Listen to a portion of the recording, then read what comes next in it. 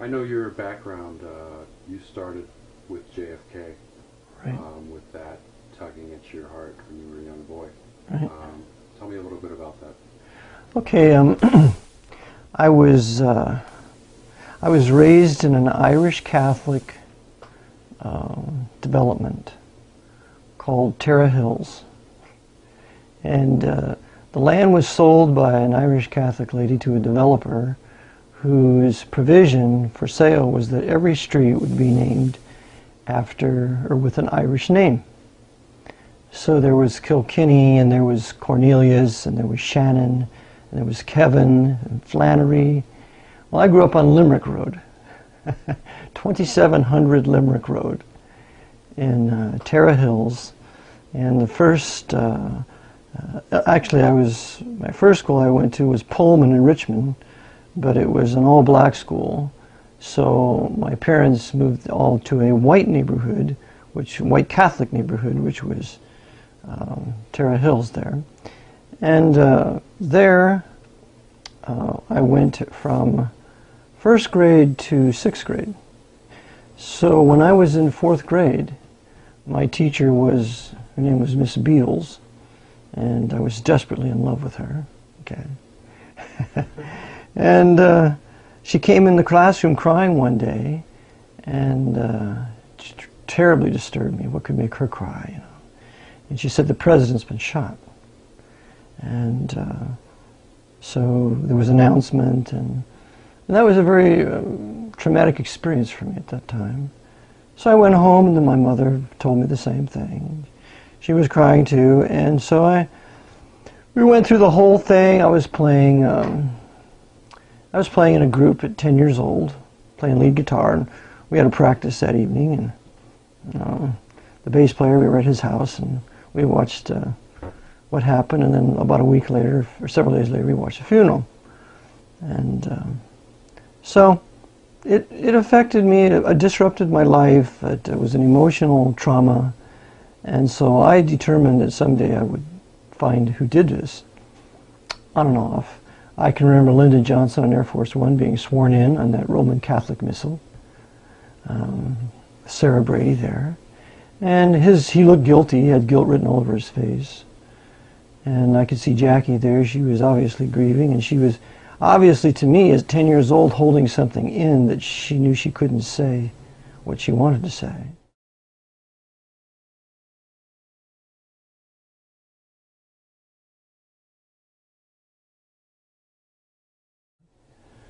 So I knew that there was something terribly wrong in Denmark here. And so off and on over the years, especially when I was in Bible college, when I was in Baptist Bible College in Clarks Summit, I met an Italian believer who knew quite a bit about the Mafia. We talked about the Mafia being involved in the Kennedy assassination. And after talking with him, I was utterly convinced he was right, but that it had to be more than the Mafia. It had to be government. And then with JFK coming out, that classic line that I quote in my book, you know, could the Mafia change the parade route? Could the Mafia get Oswald in and out of Russia? I mean, could the Mafia make a mess of the investigation? I mean, all these questions that were so very well put together by Oliver Stone and the writers, you know, lead you to the conclusion that it was a government inside job and that they have a party line to continue to cover it up. And then when you read Fletcher Prouty's work, JFK, and the secret team, he further solidifies that conclusion because he was the liaison between what the CIA and the Pentagon. So at a young age, I was very affected by it, and I was raised atheist. I came from an apostate Protestant family.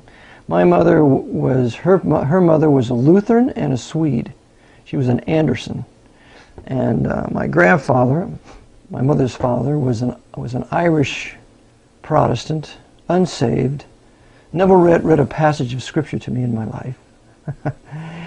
He couldn't stand the Roman Catholics. I remember he asked me one time, do you have a girlfriend? I said, well, yes, I do. Is she Catholic or Protestant?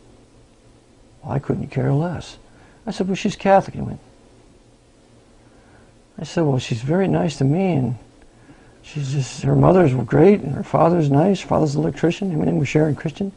So, you know, I was raised on his part, when I would see him periodically, with an anti-Catholic bias, but I never knew why. So I thought he was just a bigot. And then I found out years later that my grandfather was in the Ku Klux Klan. Because my mother put on his hood one day in Wisconsin. He had a, is this too much? I'm not going. One day, okay, he had a hood, or she had his hood on, and she was running around outside, and my grandmother ran in, "Ethel, get in here!" And so she was threatened with a whipping for running around with my grandfather's Ku Klux Klan. And this was, she was, well, for fun. Just for fun. Just for fun, right? Scare the kids? Yeah, I don't know why she did it. She just thought it'd be a plaything, put the hood on, and run around. Well, this was in Wisconsin. This is not in the South. Because remember, the Klan in the North is just as much, if not more powerful than the Klan in the South. Indiana, those places like that. So, he was also an Orangeman. He painted his garage door orange of his auto shop because he was an auto repair and he was a mechanic in the area, in Beloit, Wisconsin. And so he was in the Klan, he was an Orangeman, and he couldn't stand Roman Catholics. And the blacks, for that matter, now that I remember. I remember we were trolling one day in Folsom Lake, and there was a white guy fishing with a black guy, and he said, "I don't know why these white guys have to hang around these blacks." And I didn't know what he meant by that, because I was pretty much raised around blacks, you know. So, that was my maternal grandfather. He was a very good man to me. He loved me dearly. I was like his son.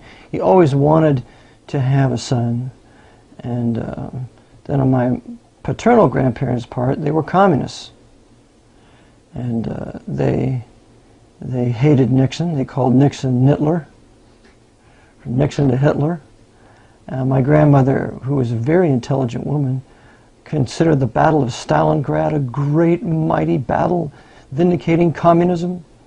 Not knowing that all the military hardware given to Stalin was from Lend-Lease, $11.3 billion worth from Skull and Bonesman Averell Harriman on orders of 33rd degree Freemason FDR, on orders from Knight of Malta and secret advisor Jesuit Edmund Walsh.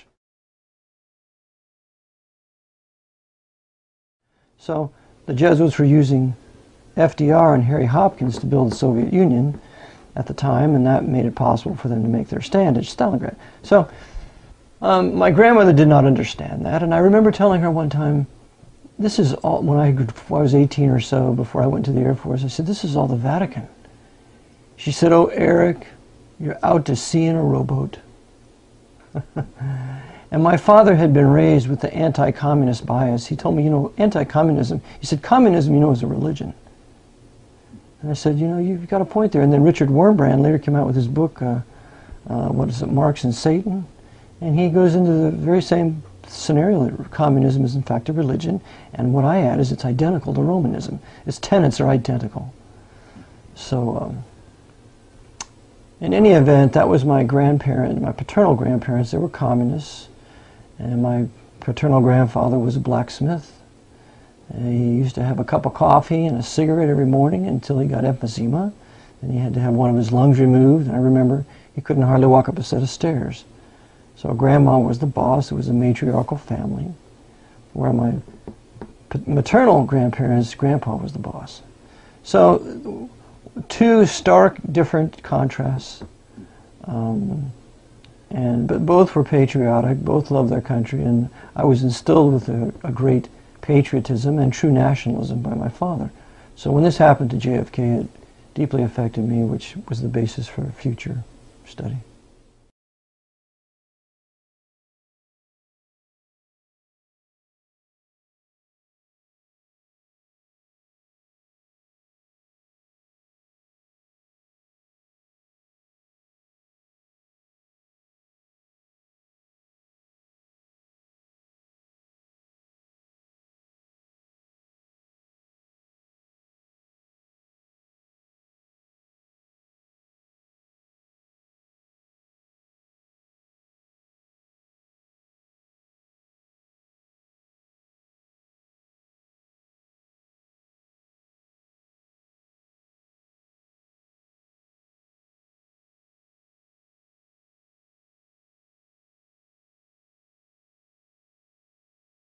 In that statement, he was on the right side.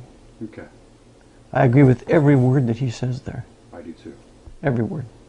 But you said in this statement. In that statement. For example, Proceed with that. okay, we have to look at Jefferson a little bit more here. Jefferson could never have been the representative of the Virginian people had he had any other views than those. Because the Virginian people were white, they were Protestant, and they were Baptist. And those white Baptist Protestants, all of them Calvinists for the most part, would never have sent Jefferson to the Continental Congress or the Constitutional Convention had he advocated anything other than that. So the Jefferson is an example of God using an ungodly man for good purposes, and we can never forget that. When God's people obey him and do the right thing, the Lord will divide the camp of the devil, and he will use certain of the devil's servants for the benefit of his people. And Jefferson is an example of that. Franklin is another example of that. Thomas Paine is another example of that. So Jefferson, as you know, was a deist, but he was also involved with the Grand Orient Lodge of France, which was Jacobin.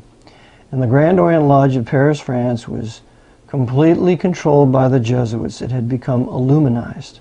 And we must always keep our distinction between Freemasonry, low-level American Freemasonry at that time, and Illuminized Freemasonry. Okay, explain that. Okay. Freemasonry was formally revived in 1717 in England. England became the Grandmother Lodge. It is a fact that the purpose for the formal revival of Freemasonry was to restore the Roman Catholic Stuarts to the throne of England, because they had been driven out in 1688, the Glorious Revolution of 1688. William and Mary come take the throne in 1689, set forth the Bill of Rights, of which comes our Bill of Rights, from which comes that.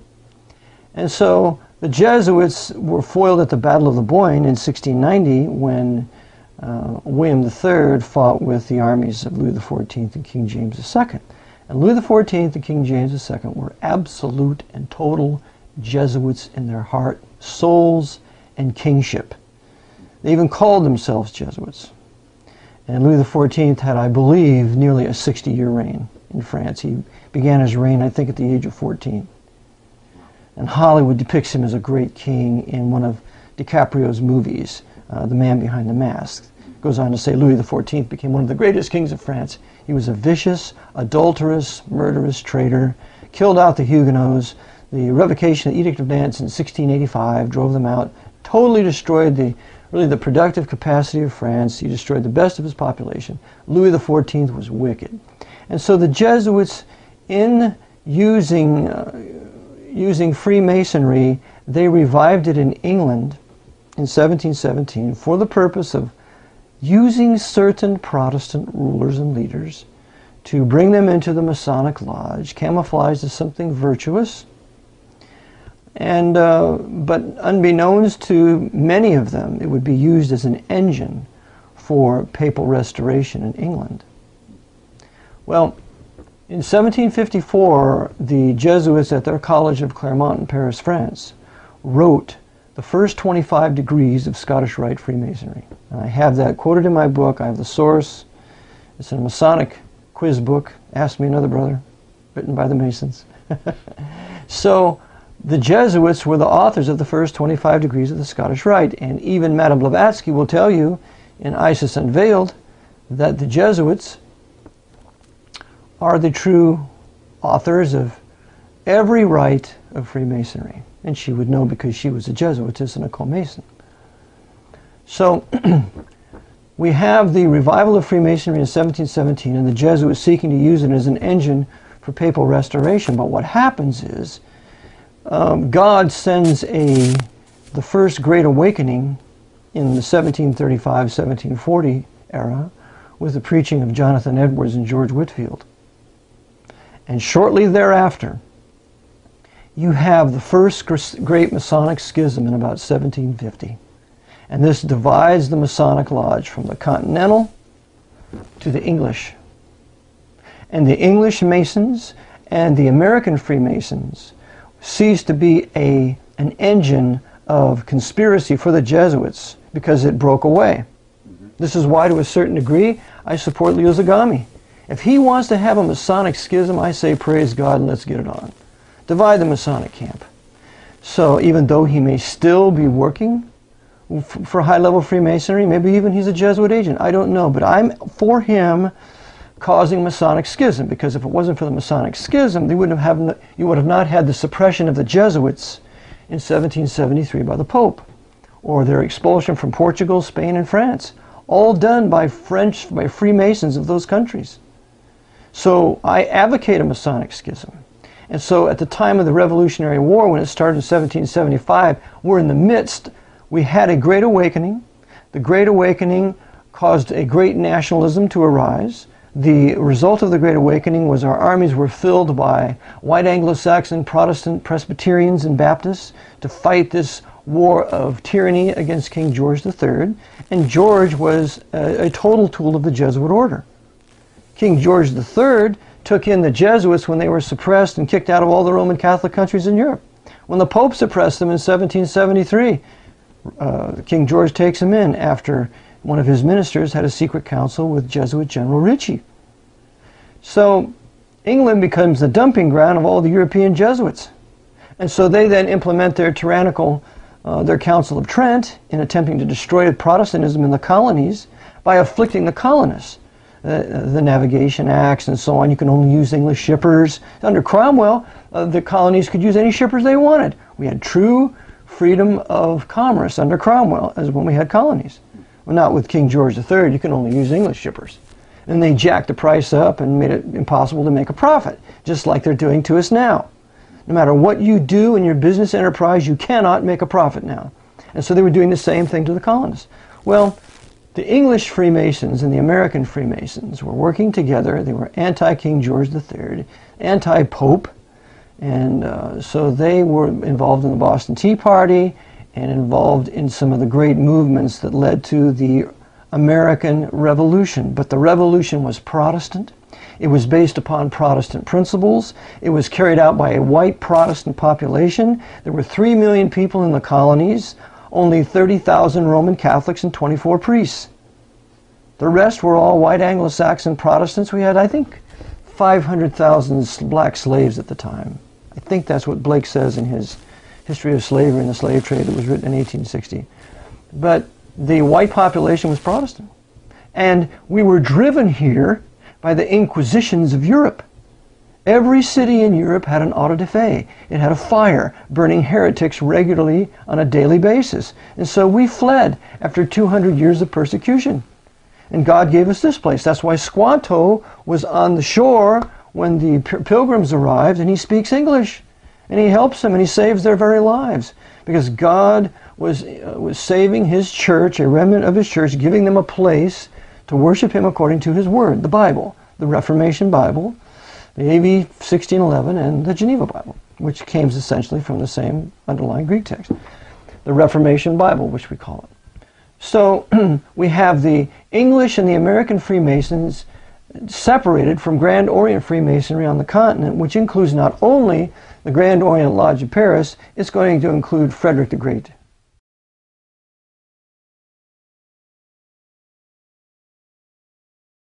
Because Frederick the Great is a protector of the Jesuits.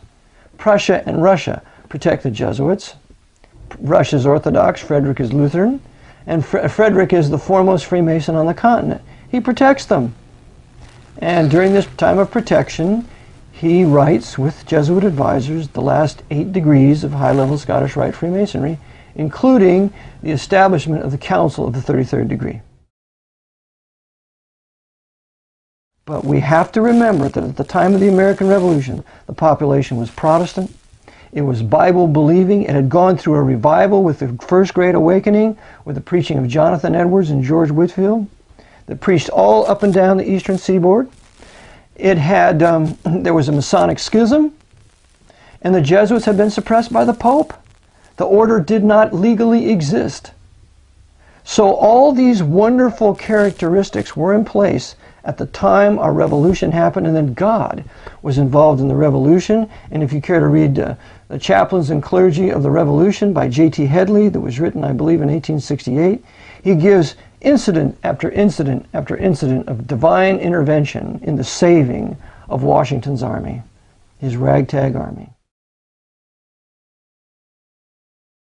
And then because the French had suppressed the Jesuits, Louis XV had kicked them out at the instigation of Madame de Pompadour, his concubine. See, there's God using a wicked man for a good thing. Mm-hmm. So he kicks out the Jesuits out of France. Well, Damons was an assassin sent to kill him. He fails, and Damons is publicly executed. But when Louis XVI comes to power, he still has the expulsion of the Jesuits in place.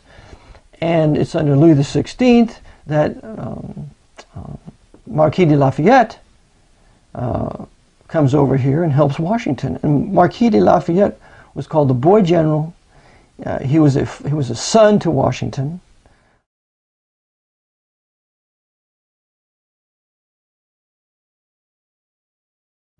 They, according to Headley in his Life of Washington, his son sometimes would sleep with Washington, but it was nothing sexual. All right. Lafayette loved his father, George Washington. If Washington was old enough to be his father, and when Lafayette became a father himself, he names his son George Washington Lafayette. So Lafayette was a Mason, a low-level Mason. He hated the Jesuits, and Lafayette said that if the liberties of this country are ever destroyed, it will be by the design of the Jesuit priests. I have that in my book. So Lafayette couldn't stand them. Washington knew all about them.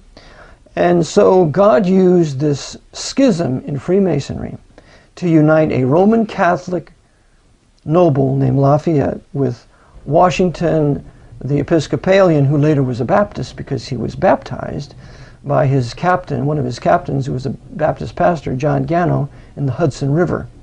And there's a man, a historian, that's devoted most of his life to validating and proving the point, and he is quoted in William Grady's How Satan Turned America Against God, his volume 1. So, in fact, Washington gave Pastor Gano his sword, and I have a picture of it in my book. But Washington was a Bible-believing Baptist Calvinist. He was surrounded with preachers. Timothy Dwight was one of them, and several others, and they're all listed in the Chaplains and Clergy of the Revolution. So the heart and soul of the successful American Revolution was really Virginia and Virginian Calvinists. So this was George Washington. This was a schism in Freemasonry.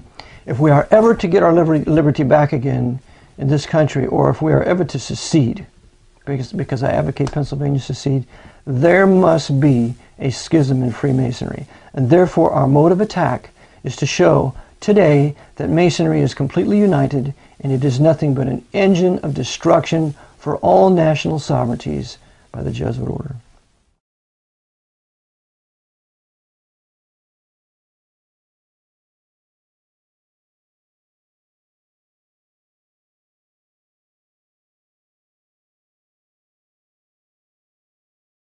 In 1868, our country was changed from a Calvinist republic to a Jesuit empire. In 1787, when the Constitution was ratified, we can say that's the beginning of our nation as a Confederate republic or a federal republic of sovereign nation states. Every state, all 13 states, were nations. According to the Dred Scott decision, every colony became free, independent, and sovereign. So they were all nations. And therefore, as sovereign nations, they had, if they wanted to enter into an alliance, they had to form a confederation. To form a confederation for a more perfect union, because the first union was a confederation of sovereign states. In fact, it's called the Articles of Confederation. So the Constitution, to form a more perfect confederation, which is also called a union, it was gathered together, and we have the Constitutional Convention. It's finalized in, 90 days. And in 1787, 8 of the 13 colonies ratify, 8 of the 13 states ratify, 8 of the 13 nations ratify, and a more perfect union, or a more perfect confederation, is created at that time.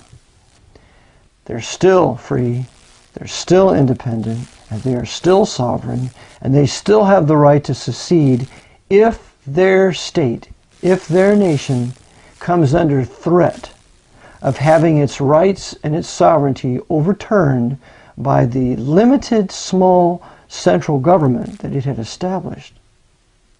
To further this point, the foremost documents that prove that this was a limited Confederate republic are the Virginia and Kentucky Resolutions of 1799. The Virginia and Kentucky Resolutions of 1799 were written by James Madison, a Baptist, Calvinist who was not a Mason, and Thomas Jefferson, who was a deist and a Freemason, and probably in alliance with the Jesuits because he spoke well of Adam Weishaupt. He was an Illuminized Freemason. However, he still advocated right principles. Again, God using an ungodly man for a good purpose. So they declared in those documents that the Constitution established a federal union of sovereign states, and to the Constitution, to the federal government, were delegated certain and specific powers. There were no implied powers in the Constitution. That was the intent of the lawmakers, and that is how it should be read, because the intent of the lawmakers is the law. And therefore, all this judicial activism we see on the bench today, they're overthrowing the intent of the lawmakers. They have no right to do it. It's a criminal act on the part of these federal judges. So, Dershowitz is one of them, Alan Dershowitz.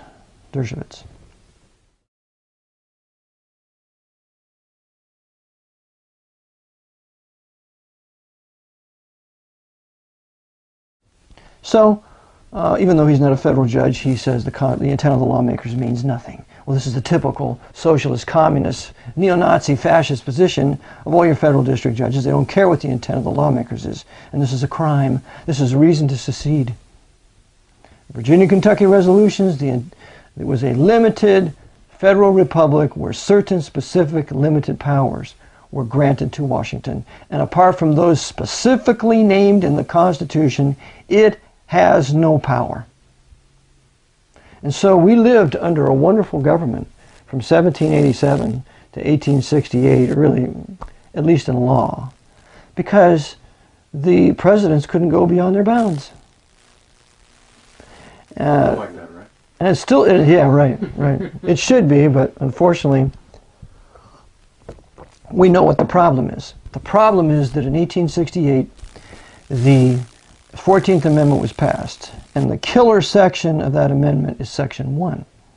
And in Section 1, it says that all persons born in the United States and subject to the jurisdiction thereof are citizens of the United States first, and of the state wherein they reside secondly.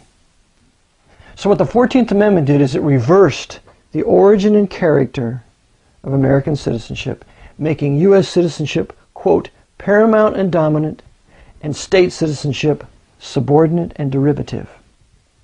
What that did was it completely changed our form of government because it completely changed the citizenship.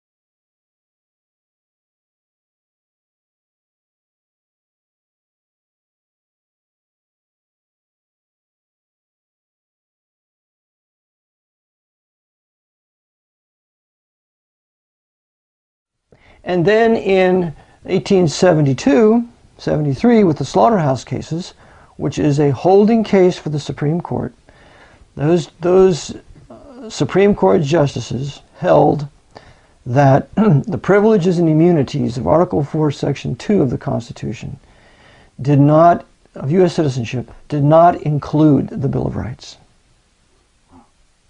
And this is exactly, this conspiracy of overthrowing our Bill of Rights was spoken of by Samuel Morse in his great work, Foreign Conspiracy Against the Liberties of the United States, that he wrote in 1835. That the Pope was out here sending his agents, his Jesuits, the Loophole Foundation, to overthrow the liberties of the people of the United States. And that's how they did it. The open attack was, oh, the South is behind the Confederacy, and the Confederacy is going to overthrow the country, and then the Confederacy will make America Catholic. That was the open but false policy. The Confederacy was too Protestant.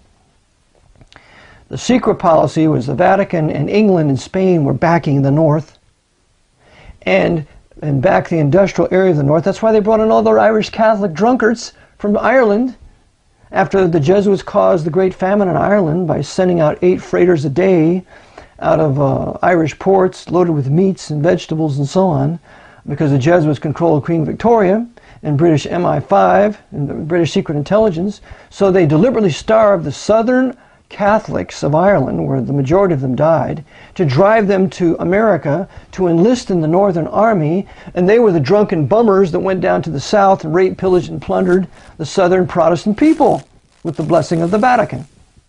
Then they put the South under martial law for 2 years until those states, by force, under threat of a bayonet, would ratify the 14th Amendment.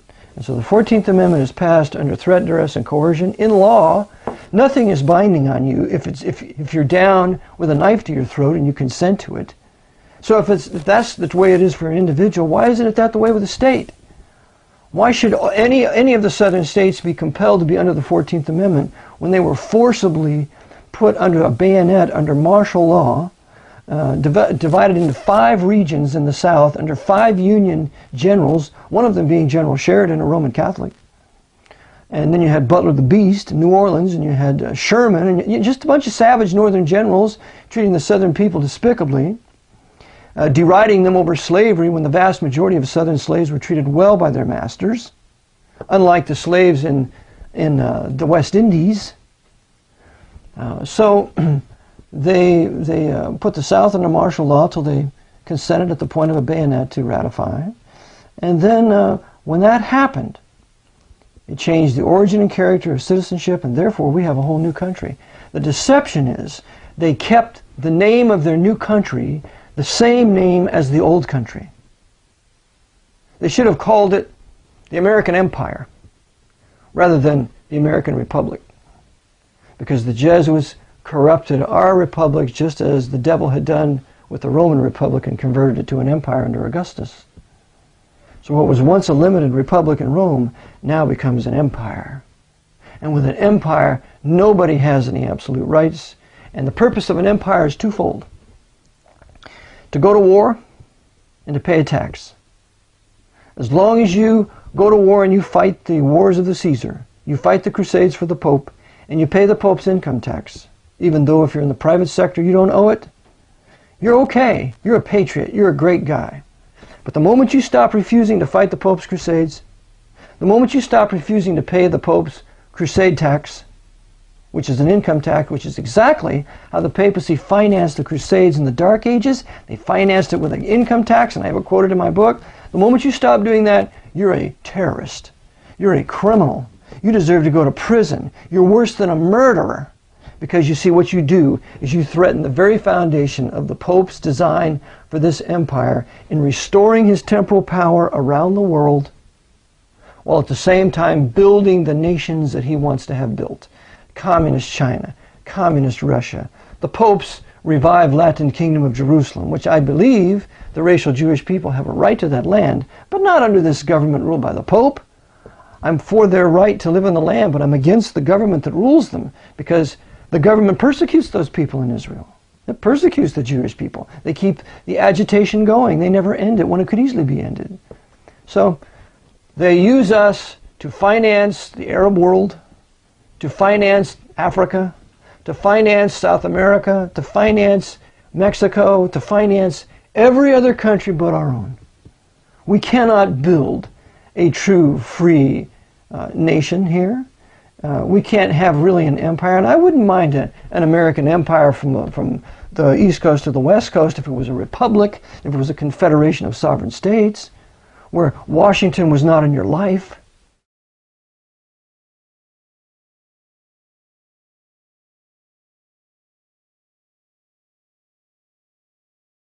Like it used to be, not in your life. Because we have all the highest technology in the world. We have freedom of conscience when it comes to science. When freedom of conscience is applied to science, we invent light. We invent electricity. We invent anti-gravity. We invent all the electromagnetic science. It's all here. And anybody else who invents it, like in Germany, for example, is because they have a limited amount of freedom that they inherited from their Protestant Reformation in Prussia. But there are no Roman Catholic nations excelling in inventions, and because they have no freedom of conscience. They've been hammered down by the priests. It's not that they're stupid. It's just they're totally kept down by the damnable religion of Romanism, which forbids any freedom of thought in the area of the Bible, of what you believe about God, and therefore that extends over to invention. How can you invent new wonderful things and products and ways to do business if you don't have the freedom to do so? That freedom arose from the Reformation, freedom of conscience, freedom of speech, freedom of the press.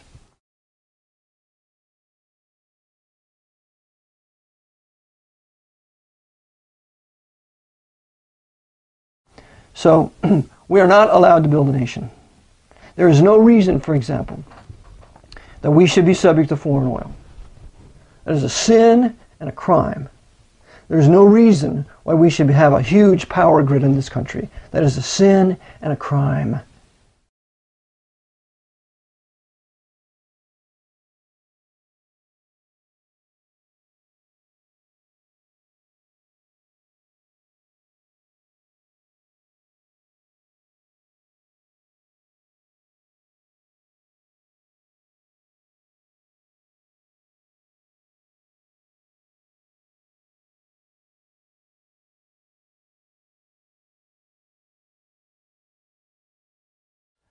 The Dark Ages was formally broken with the Protestant victory in the First 30 Years' War from 1618 to 1648.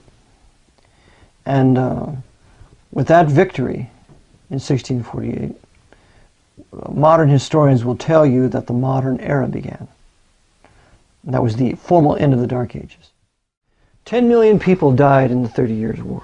It was a war of annihilation against the German Protestant people. Well, in World War II, Dresden was the coup de grace, the finalization of the destruction. World War II, the second 30 Years' War from 1914 to 1945, was the final destruction of the Reformation in Germany.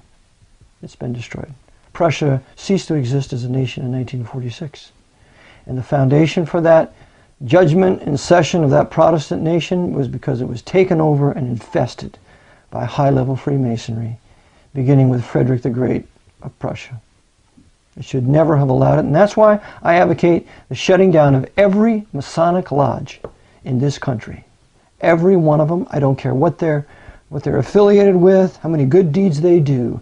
They're an engine of destruction for Protestantism, because it's Luciferian, it's Babylonian, it's religion, it's Egyptian in its religion, exactly as the Jesuits are, who wrote all the rites.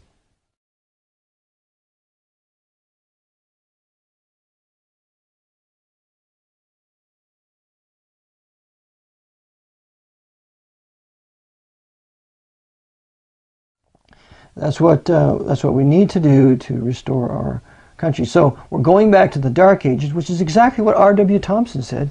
He was a Secretary of the American Navy in the 1870s, I believe, and he wrote the only history of the Jesuit order, apart from mine, in 1894, called The Footprints of the Jesuits.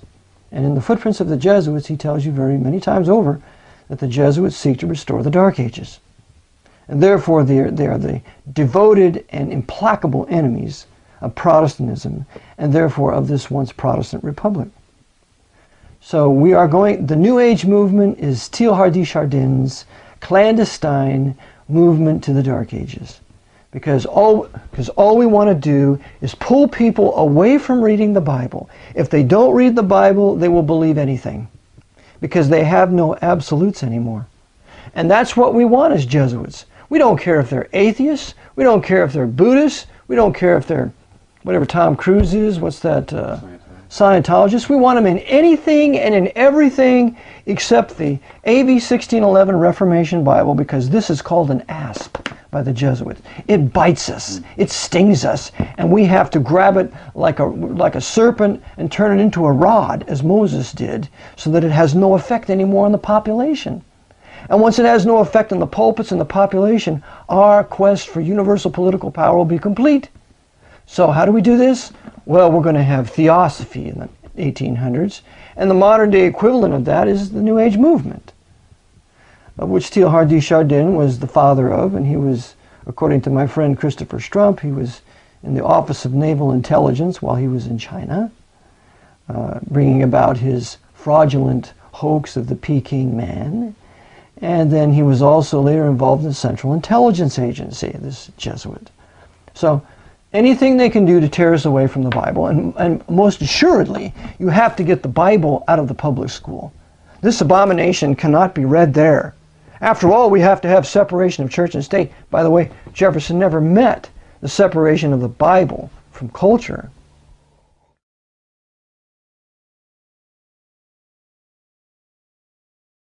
He meant what his Baptist overseers meant. You were not going to have an organized church operation united with this government in Washington. That's what they meant. Which the Church of England, Jesuits taken over, the papacy, which the Jesuits had taken over.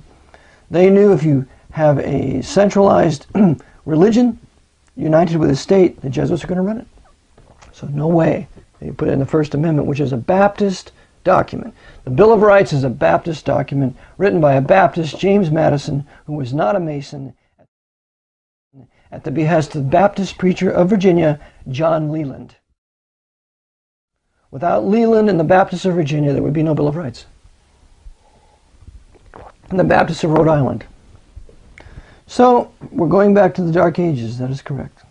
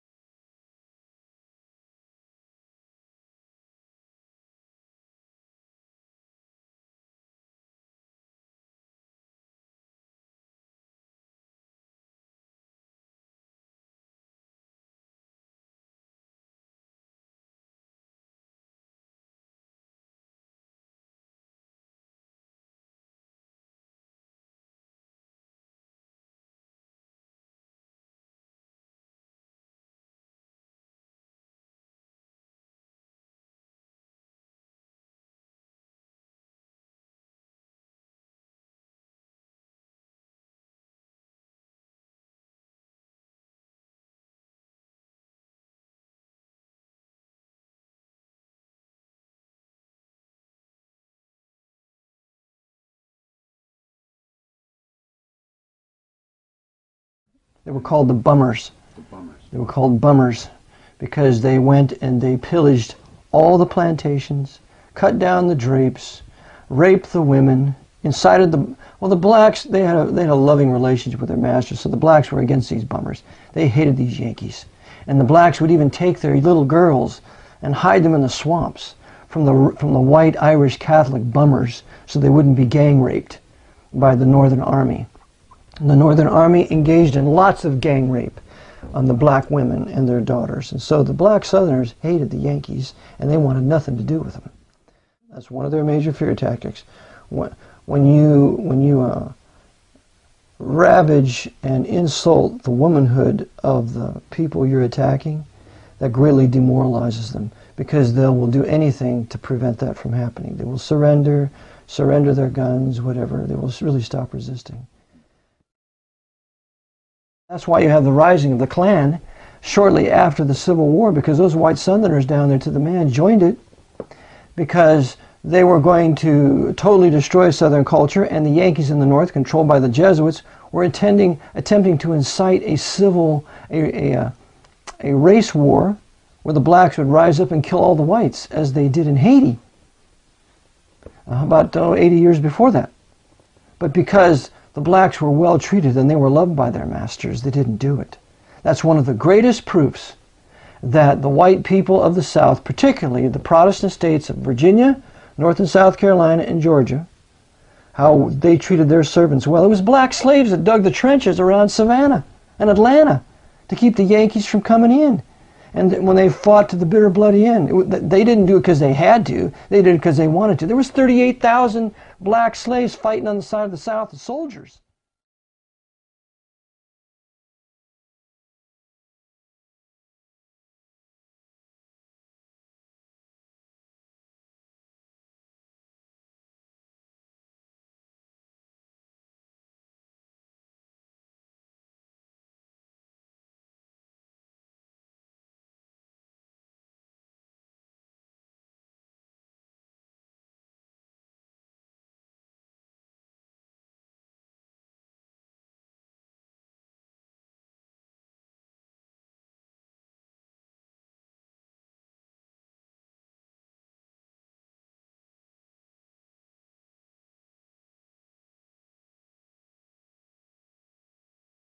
Because they knew these Yankees, when they were coming down, that they were going to pillage the place. And they did. So, that was a war of annihilation. It was intended to destroy the white Protestant Southern people. The Vatican could not stand the thought that there were white Protestants who were benefiting from slaves. Now we have to remember that the institution of slavery is not condemned in the Bible. We are constantly lambasted with this propaganda that slavery is a sin. Slavery is not a sin. There are people that are fitted to servitude, and there are a lot of white people fitted for servitude. And when the government seeks to prevent that natural incident from happening, it has to implement socialism. And this is what the Jesuits want. Universal socialism means the destruction of the middle class. The destruction of the middle class means the enthroning of the nobles, because the nobles aren't paying income tax. They know how to get around it because they wrote the laws. So the purpose of the IRS is to enthrone the corporations, the cartel capitalist corporations, and to destroy the white Anglo-Saxon Catholic and Protestant middle class, because the white Catholics have benefited under this American form of government. And therefore the Vatican does not consider them true Catholics. So they're on the hit list, and that's why the Vatican is busy forcing miscegenation down the throats of not only white Protestants, but white Catholics too. Because you have to do away with the white race. Once the white race is neutralized through forced miscegenation, then you can never have another Reformation, because no black nation was ever used to bring about the Protestant Reformation. The greatest servants in the world are white of the Lord. The white man wrote all your systematic theologies. Look at Ridpath's history. Look at Encyclopedia Britannica. Look at all your lexicons, the Greek New Testament. Who put that together? White men. It's a white man's language. White men did it. God used the superior race to bring about the Reformation, to whom much was given, much was required. Not like I have something to boast because I'm white. I have a superior responsibility. I have a superior responsibility to resist tyranny, because the greatest workers of iniquity are white. The Black Pope is white. All the papacy is white. They have token blacks there that are cardinals, but they're just token. The most wicked men in the world are white. Therefore, this is a war between white men. Righteous white men versus wicked white men. And the blacks can either side with us, submit to us, and help us, or they will side with our oppressors, as they are now. Yes, I have been called a racist.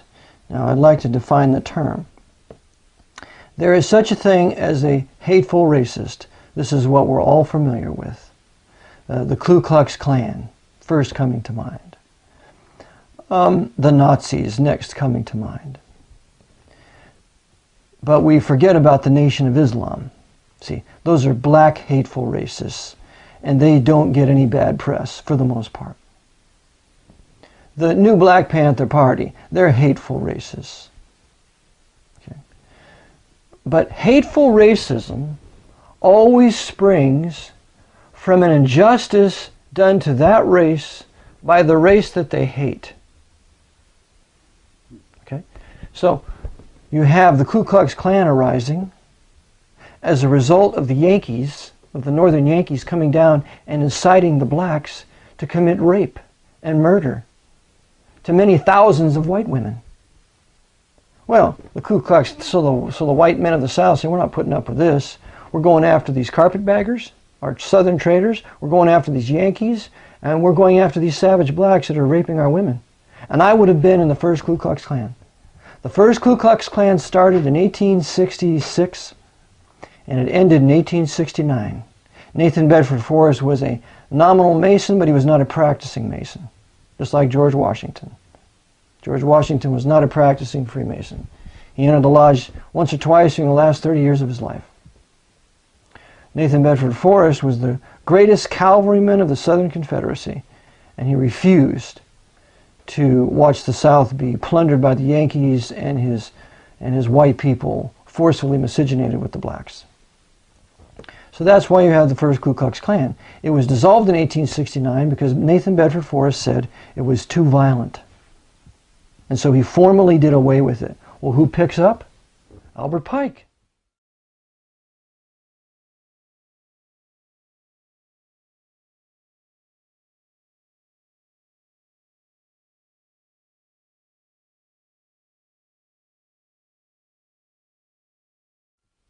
That filthy, rotten, Luciferian Protestant murderer. Remember, he used the Sioux Indians to kill, what, 800 or so Lutheran Protestants up in Minnesota. He was convicted for treason, but was pardoned by President Johnson. Albert Pike should have been put to death. And yet, pardon me, it's this very Albert Pike who has a statue in Washington, D.C., in black Washington, D.C., where Jesse Jackson and Al Sharpton, those Freemasons, are not picketing the place and saying, let's get rid of this statue of Albert Pike in Washington, D.C.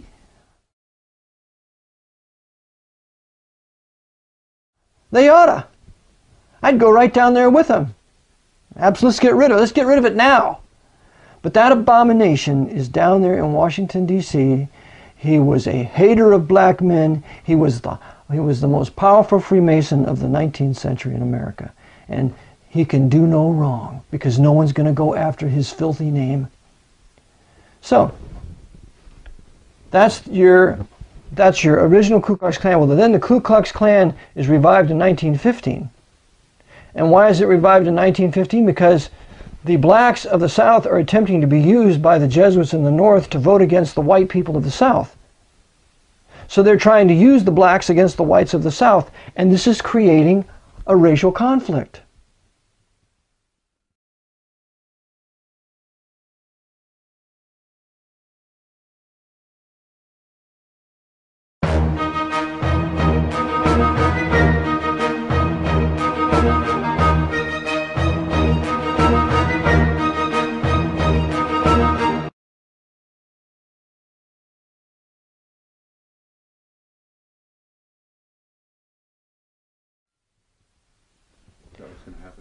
That's what's coming in the future.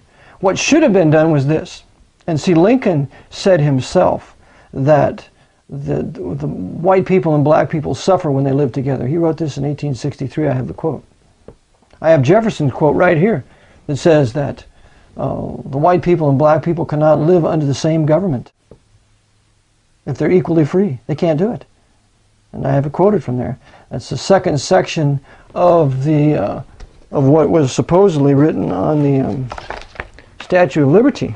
And I use this quote a lot, and I have it in my series, Averting the Race War. You may have heard that. But on page 62, this is what Carlton Putnam writes in his view, Race and Reason, a Yankee View. And this was the president of Delta Airlines. and it was published in 1961. And here's what he writes on page 62. On a marble panel in the Jefferson Memorial in Washington is a fragment of one of Jefferson's sentences. As inscribed on the panel, the words are, quote, "Nothing is more certainly written in the book of fate than that these people, the Negroes, are to be free," unquote. As written by Jefferson, there was no period after these words. There was a semicolon, and the sentence continued, quote, "Nor is it less certain that the two races, equally free, cannot live under the same government." That was omitted because the purpose of the Jesuits is to formally and forcefully amalgamate this country so as to bastardize and mongrelize the white race, so that the white race will never rise up again in revolt against the power of the Jesuit order. A mulattoized, mongrelized race cannot do it. They have never done it in history. And the Jesuits know this because we have the curse of Canaan coming into place.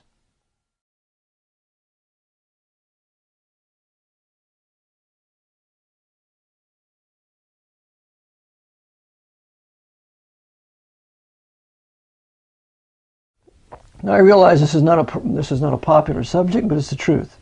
Canaan was cursed by Noah. Canaan was Noah's grandson. He didn't directly curse his son Ham, so he cursed Canaan. And that curse was that Canaan would be a servant of servants to his brethren.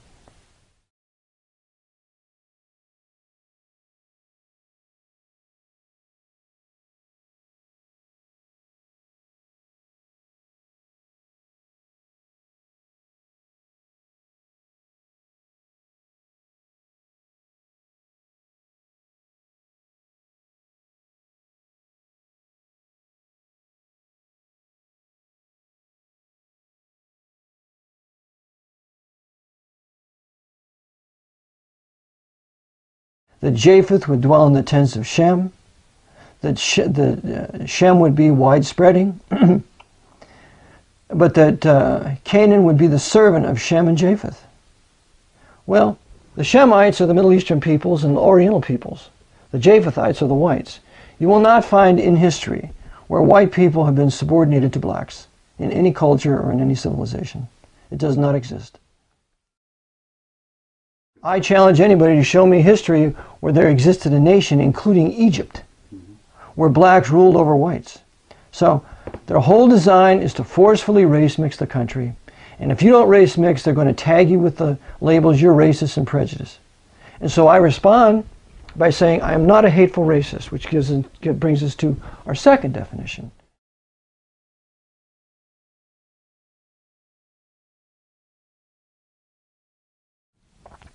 As I said, there is a hateful racism that is the product of evil acts done to an individual race by another race. That births hateful racism. For example, Malcolm X, I believe his grandmother had been raped by a white man, and his father had been killed by the Ku Klux Klan. So I understand his hatred for the white man. It's not right, but I understand it. Okay? And so that they made him, they fitted him for what he later became. But some of the things that Malcolm X advocated in the Nation of Islam were correct. Black nationalism is correct, just like white nationalism is correct. Black separation of white people is correct, just like white separation from black people is correct. Because that's how God intended it. That's why he created the races in the first place.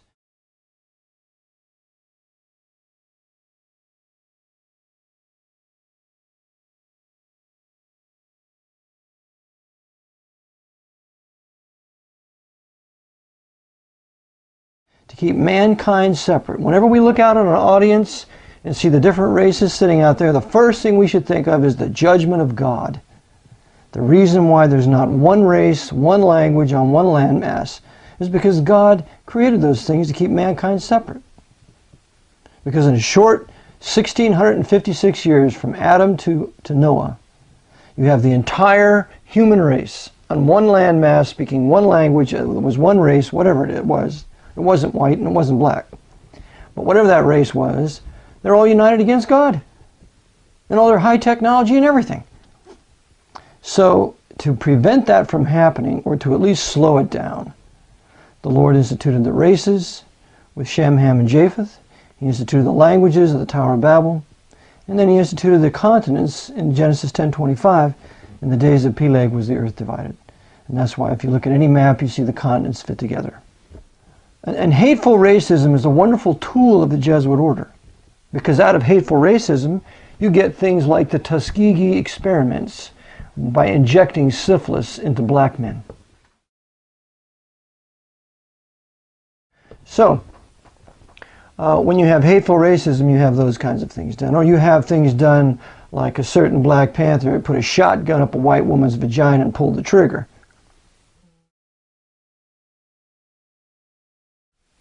And now you see all this black on white crime. It's everywhere. All you need to do is turn on Cops or turn on a program before that. The vast majority of it is black on white crime. This is exactly what the Jesuits want. They want it. And they use their white Freemasons in the courts to not punish it. So you have the hateful racism, which the Jesuits capitalize on. They justify more police. They justify more prisons. They justify doing away with rights like gun rights.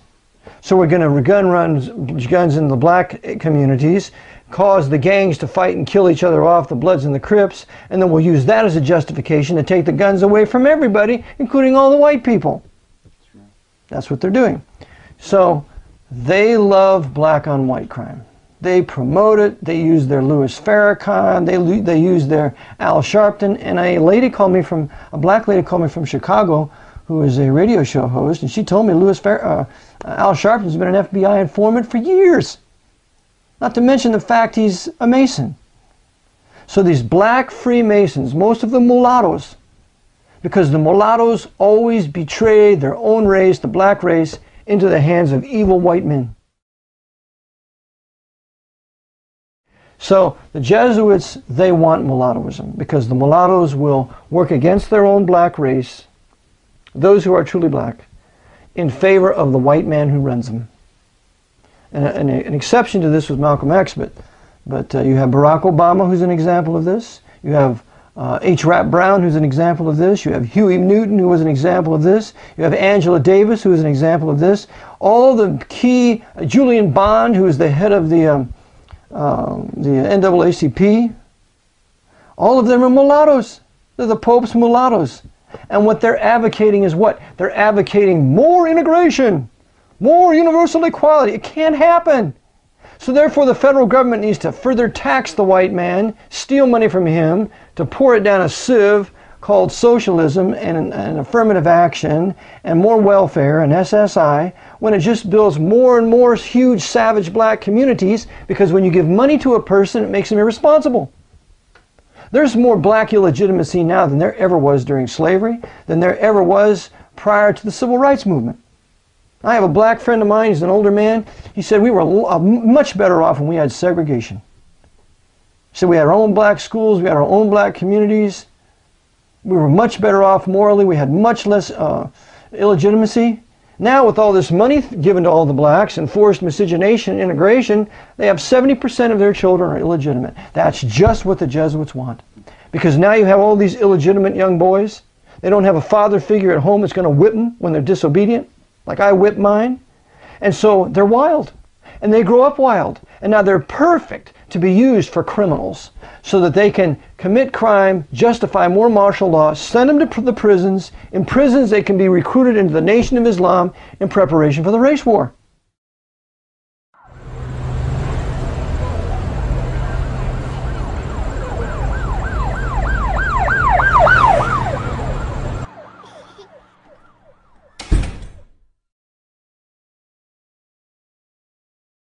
So everything to do with that is just to, like you said, raise those boys without a father, and then step in and be that father, which is these older gang leaders. To That's bring right. them into that family. That's right. Bring them that unity and bring them that brotherhood. That's right. They want to have a brotherhood. And you also find the same thing in white Catholic countries. The white Catholic countries produce the mafia, the Italian mafia. You have all kinds of illegitimacy in Italian Catholic country, in the country of Italy. I have a book here called American Politics, written in 1850 or so, showed that in white Austria, white Roman Catholic Austria in the 1850s had a higher illegitimacy birth rate than the black slaves of the South. Because the black slaves of the South were under the preaching of the Bible. They had their own churches. So what you have is you have now this illegitimacy which the Jesuits loved due to socialism, socialist insecurity, illegitimacy. Even Reggie White, that great football player for the Green Bay Packers, said integration destroyed the black community. He's absolutely right. So this is where a cult leader like Louis Farrakhan gets members when he advocates right things like the separation of the black race from the white race, no interracial marriage, that we need our own businesses, etc., etc., and he calls it a nation. He's right. The blacks in this country are a nation. I would hope that they would not be Muslim, because no black man in his right mind would be a Muslim.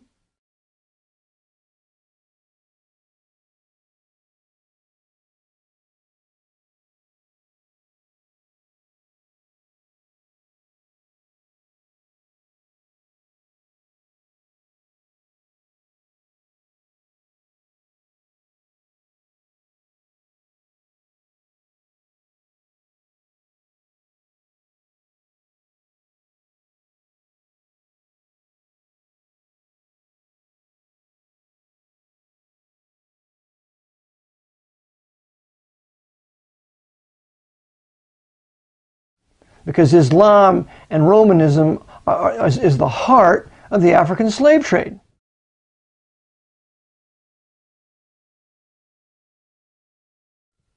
And if you do not believe me, read Blake's book, The History of Slavery and the Slave Trade, written in 1860, and I am highlighting it in my series, How to Avert the Race War. That's on www.av1611. Reformation.com.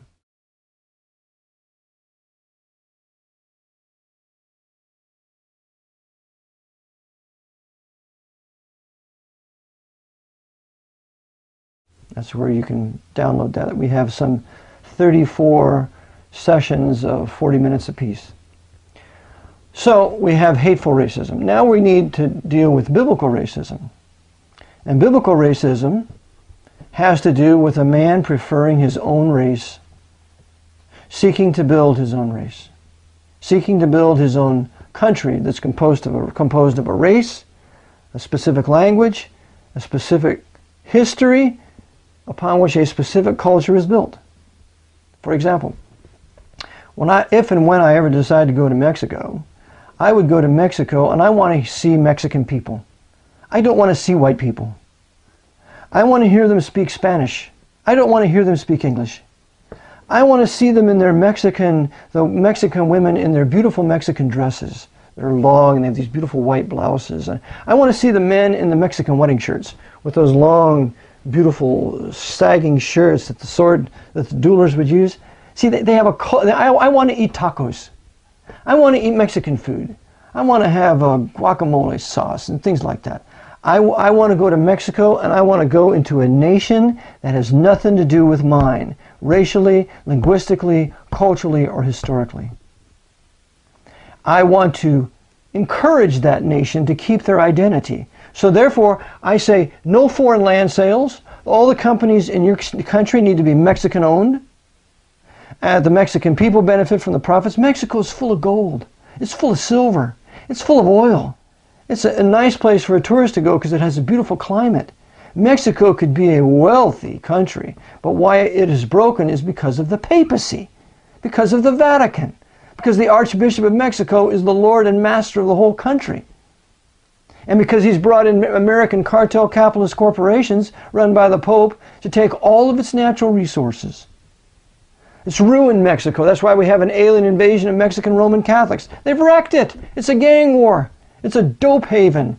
All because of the Vatican's Central Intelligence Agency, mafia, working with the Mexican families in Mexico, and that's what they've done to their own people. They've destroyed any possibility of a middle class, and only the nobles rule, and everybody else is to be shorn and eaten by these criminals.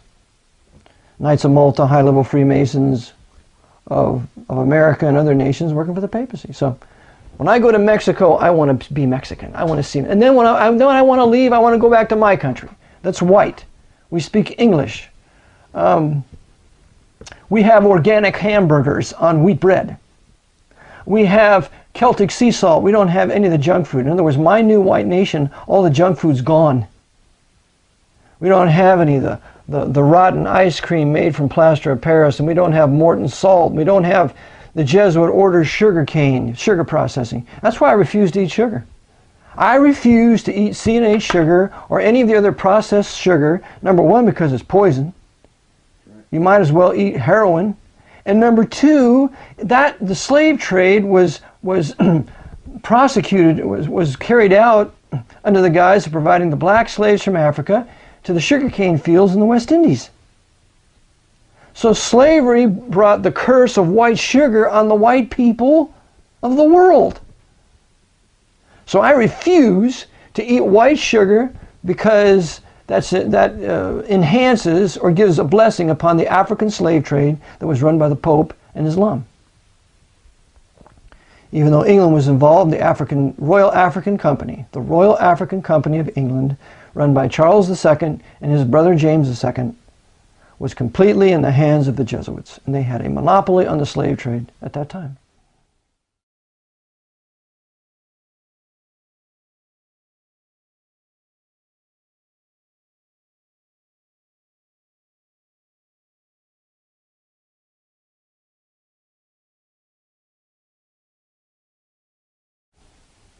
So Sir John Hawkins is not the father of the slave trade. All these blacks are telling us it's Sir John Hawkins.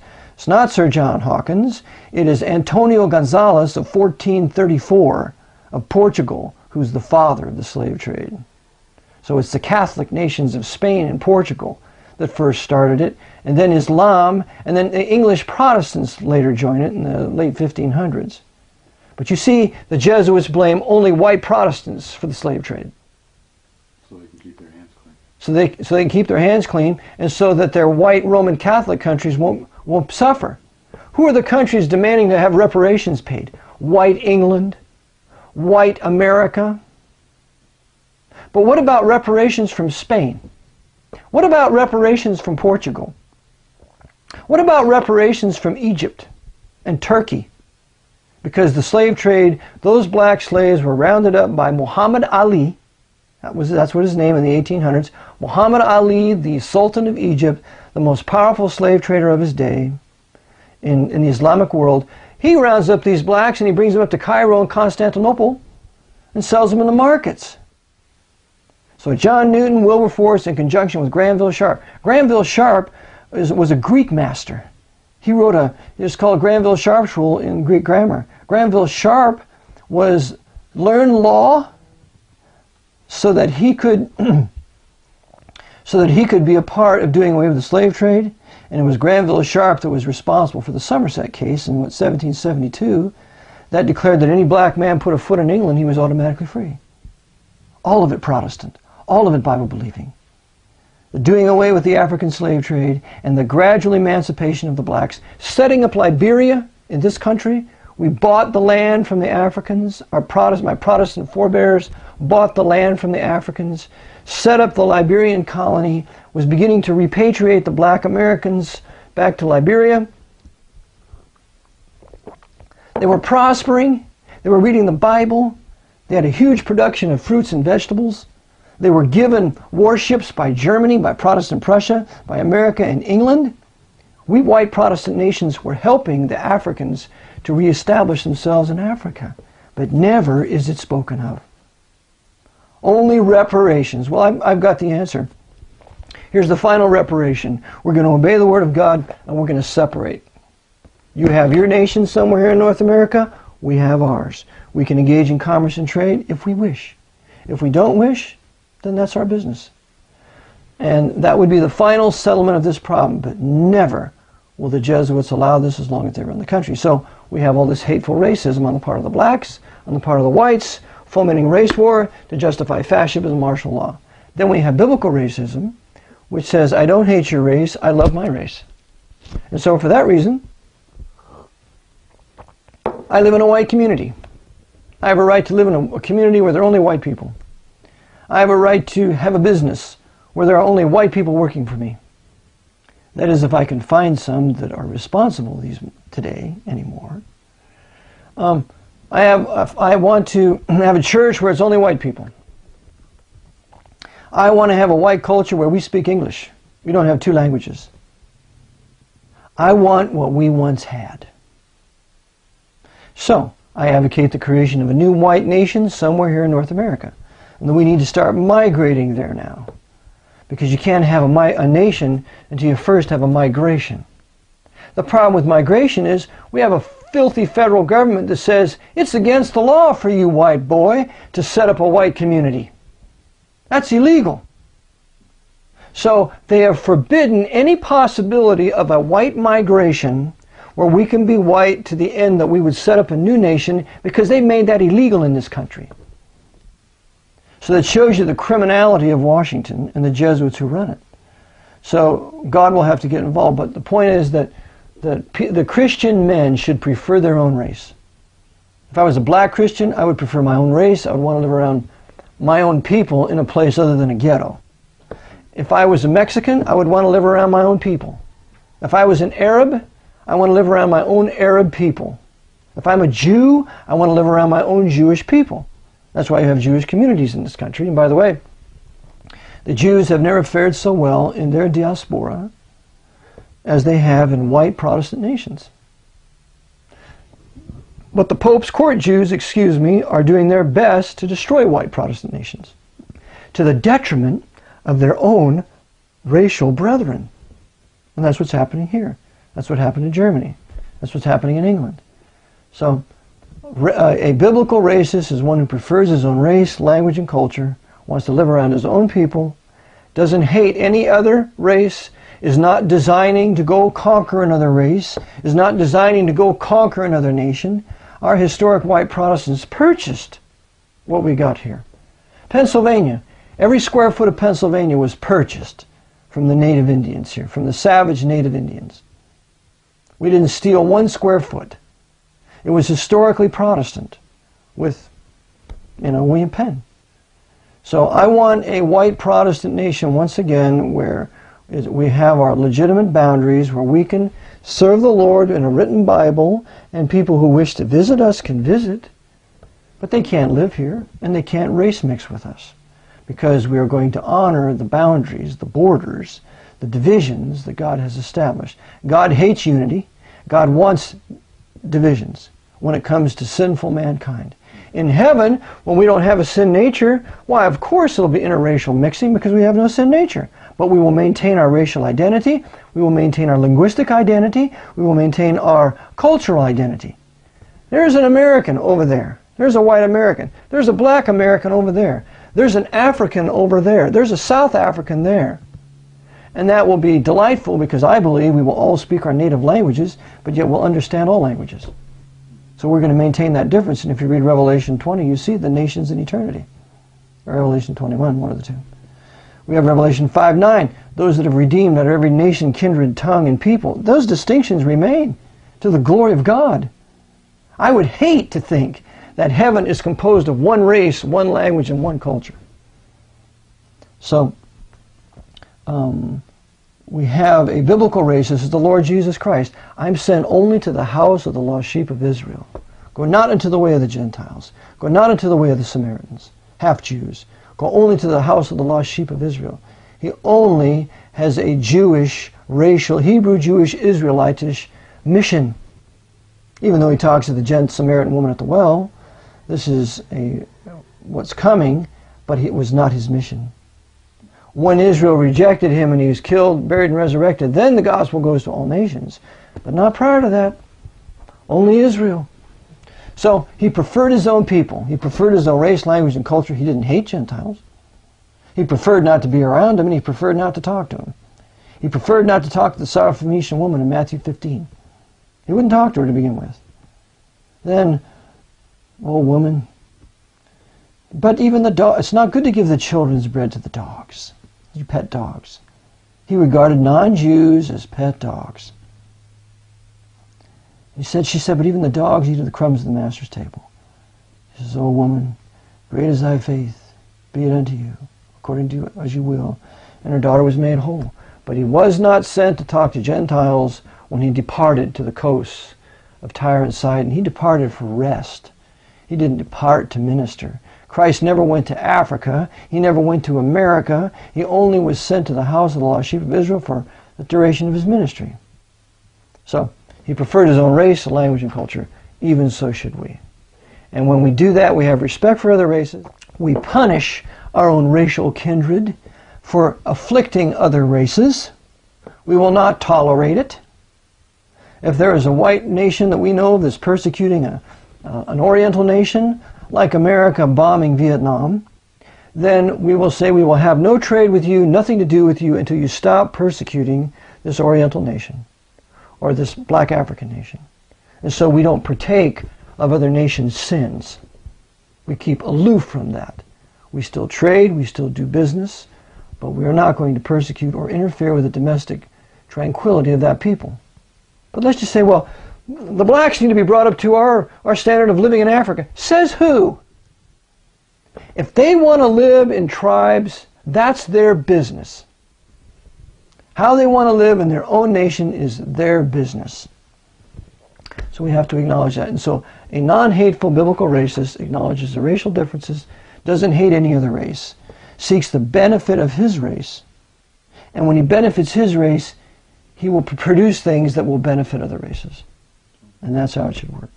We should have a united, an embassy of united sovereign nations where we all get together as sovereign peoples, and we are there to oversee that these other nations are not afflicted or persecuted, and just let them develop how they wish to develop.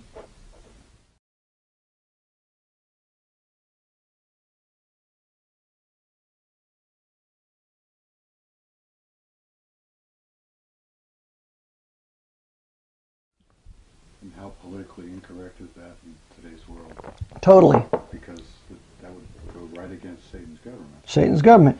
See, for the devil to implement his new world order under the Pope, on the final risen Pope that will be murdered, come back to life, and be the Antichrist in Jerusalem, for that to happen, you have to race mix everybody. You have to culture mix everybody. So you have to bring people of other nations into your country. So you have no longer a common race, a common history, a common culture, or a common language. And then, when you have this, then you can foment wars and agitations and crime, race on race crimes, nation on nation crimes. The Irish can persecute the Italians, etc. And when you have that, that's what we want, because now we can justify more law, more prisons, more police, and that's what we want. We want a disarmed, homogenated population that is completely without any foundation or bearing in its past. And then we can control them by fear and get them to fight our wars and work for us in our corporations and make sure they reproduce, show them plenty of pornography so that will stimulate them to fornication and adultery so they can produce their replacements that will have no fathers or mothers. We're going to run plenty of crack cocaine into their neighborhoods so we can destroy all the black mothers, so we can get those little black boys and we can make them into killers and savages and gangs, which is exactly what we want. And show it on the news. And show it on the news. Scare a white man out of their gun. Yeah, to con the white man out of his gun. The white Protestant. Because the white Roman Catholic has no boast as far as gun ownership is concerned. There's no white Roman Catholic nation in Europe that has the right to own a gun. And they've taken the rights from the Protestants away from England and Scotland and Canada. And so that's the design. There has to be universal gun confiscation. And the great bulwark are historic white Protestant peoples who realize